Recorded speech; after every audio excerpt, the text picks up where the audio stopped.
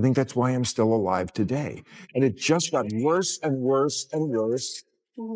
And I mean, but Bill, the air is less polluted, the water is less polluted. As countries get richer, they pollute less. When they're industrializing, they pollute more. There might be individual environmental toxins, yes, but as a broad description of the status of OECD countries, we are polluting on net less. It depends on where you live, first of all. That's right. Out here in California, I believe I'm breathing in the fire still. You ever notice how in today's world, the things that used to be common sense are now somehow controversial? Like, you say the most obvious truth, something your grandmother, your farmer, neighbor, and even a 5-year-old can understand. And suddenly, you're the bad guy. That's exactly what went down on Bill Maher's show when the panel got into one of the most basic questions humanity has ever faced. What is a woman? And folks, this wasn't just a casual debate. This was the UK Supreme Court making a ruling so obvious it's almost embarrassing that it even had to be debated. They basically said, yeah, a woman is defined by biological sex. Translation: J.K. Rowling was right all along. Imagine that. All the years of her being smeared, bullied, and called every name in the book, only to have the highest legal minds in Britain confirm what literally every human society has known since the beginning of time. But here's the kicker. While the UK is finally catching up to reality, America's brightest legal minds are still tripping over themselves trying to answer this question. We've got lawmakers and activists acting like this is some cosmic puzzle nobody can solve. Like really, humanity has been around for thousands of years and we suddenly forgot how to define half the population. Give me a break. This was a big ruling this week in England. The Supreme Court, their definition of woman is biological sex. To put it in shorthand, J.K. Rowling won. Yes. J.K. Rowling won. Everyone who said this for years has won. All the, particularly women who've been defamed and lied about and bullied and chased and much more for years, they were right. And I just think, apart from being a statement of the obvious, isn't it amazing that the best legal minds in Britain spent years having to work out the first thing we knew as a species? That's the thing. This isn't about clarity. This is about confusion. The people pushing this gender ideology circus don't want answers. They want chaos. They want a world where biology is negotiable, truth is optional, and reality bends to whatever hashtag is trending this week. Now, don't get me wrong. Nobody's saying transgender people don't exist. Nobody's saying gender dysphoria isn't real. That's not the point. The point is there's a difference between acknowledging reality and erasing it. A man is a man. A woman is a woman. Full stop. You can identify however you want. You can live however you want. But let's not pretend biology gets rewritten because someone feels a certain way. Feelings don't trump chromosomes. That's just science. But of course, the conversation didn't stop there. The real tension exploded when the topic turned to kids. Now, this is where things really get messy because America, shockingly, is leading the charge in letting children make life-altering decisions about gender. Under Biden's policies, kids who can't even legally buy a beer are being encouraged to self-diagnose and decide if they want hormone blockers or even surgery. Think about that for a second. The same kid who still believes in Santa Claus is suddenly wise enough to choose permanent medical procedures.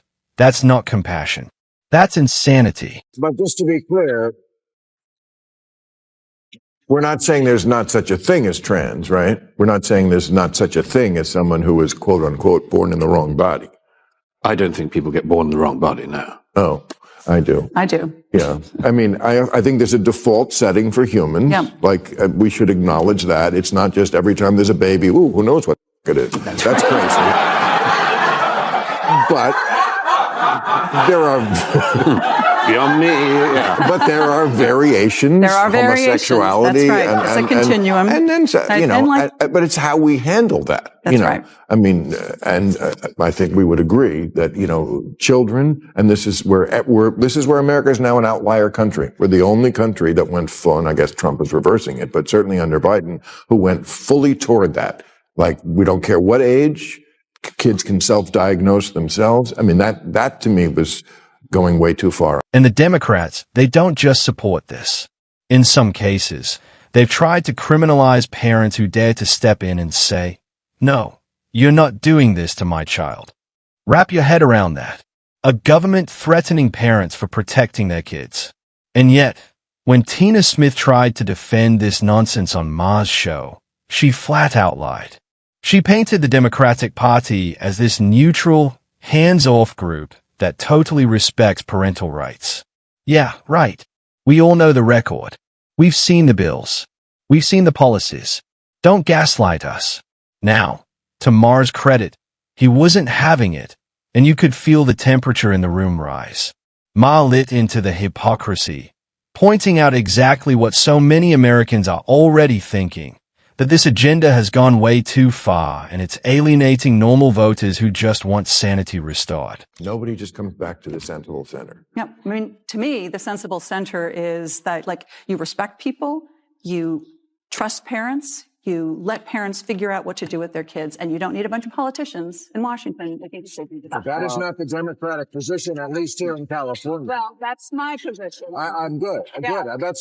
I think that's where the Democratic Party should. That is not the position that we've had here in California, which is like, don't tell the parents what the kids are doing at school. That's and that you really alienate voters. Speaking of alienating voters, Maher dropped another bombshell later in the conversation. He turned the spotlight on the Democratic obsession with identity politics. You know the drill.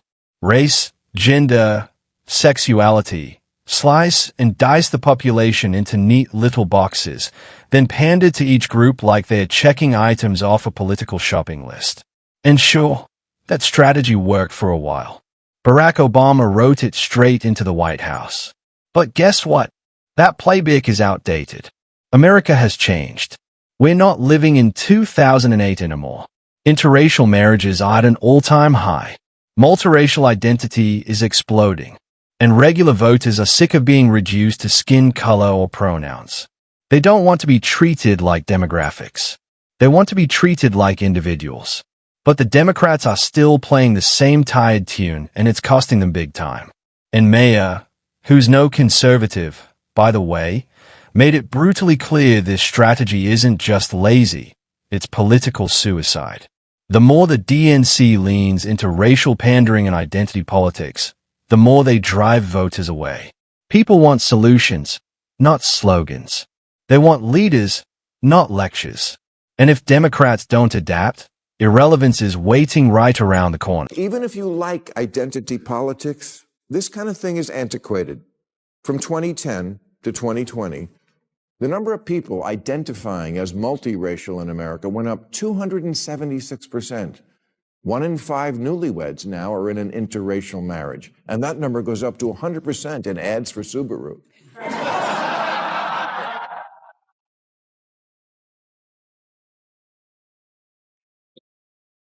You couldn't do a remake of Guess Who's Coming to Dinner today because almost 100% of Americans approve of interracial marriage, especially with rich in-laws. But here's where it got even juicier. The topic shifted to RFK Jr. now. Whatever you think about RFK Jr., one thing is undeniable. The guy has been hammered relentlessly by the left for daring to step out of line. The moment he questioned mainstream narratives, boom, he was branded a kook, a conspiracy theorist, a lunatic, and Maher called it out perfectly. He said, the problem isn't that RFK Jr. might be wrong about some things. The problem is that he dared to be independent. The left doesn't punish you for being wrong. They punish you for not pairing their talking points. That's the real sin, independence. And that's not just RFK Jr. Look at Trump. Look at J.D. Vance. Look at anyone who steps even an inch outside the approved narrative.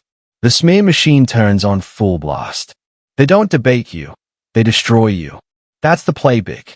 And Americans are sick of it. What I read in the paper is he did speak on it this week. And I did not agree with the point of view of the article I was reading, which was that he's completely crazy because he was saying it's not mostly genetic, it's mostly environmental toxins. I happen to believe that's probably a more likely answer And they were saying, well, no, genetics. And of course, genetics is involved in everything health-wise. But to present the argument I saw framed in that way, that he's a kook because he thinks it's coming. I mean, environmental toxins is really the story of my lifetime. I'm glad I was born as old as I am at a time when everything wasn't completely polluted. Now let's circle back to one of the more heated exchanges. Pollution. One of Maher's guests tried to make the case that richer countries like the US are actually polluting less. Cleaner tech, cleaner air, cleaner water. Sounds great on paper, right? But Maher wasn't buying it. He hit back with a brutal reality. I'm out here in California breathing fire. Literally. Wildfires, plastic pollution, microplastics in our bodies. This is the cleaner future we're bragging about. Please. I think that's why I'm still alive today. And it just got worse and worse and worse. And I mean, But still, the air is less polluted, the water is less polluted. As countries get richer, they pollute less. When they're industrializing, they pollute more. There might be individual environmental toxins, yes, but as a broad description of the status of OECD countries, we are polluting on net less. it depends on where you live, first of all. Yeah. That's right. Out here in California, I believe I'm breathing in the fire still. And is right. Sure, rich countries like to pat themselves on the back with their shiny solar panels and Tesla fleets. But let's not forget the bigger picture. These same countries are drowning the planet in plastics, shipping their waste to poorer nations, and consuming resources at record-breaking levels. Cleaner tech is a nice headline, but it doesn't erase the mountains of garbage floating in our oceans or the toxins seeping into our food supply. Maher exposed it for what it is, a convenient myth, a talking point that makes elites feel good about themselves while ignoring the damage being done on a global scale. The fire burned a lot of this city, and a lot of this city had plastic in their home. And we were already getting, they say, a credit card's worth of plastic in our body on a weekly basis.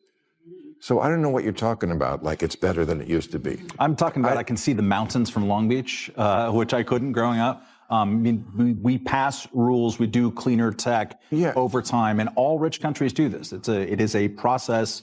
It's a whole theory of the case called the Kuznets curve. It's a thing. It's worth reflecting on and respecting too. And then came the knockout punch. Identity politics again, but this time with a California twist.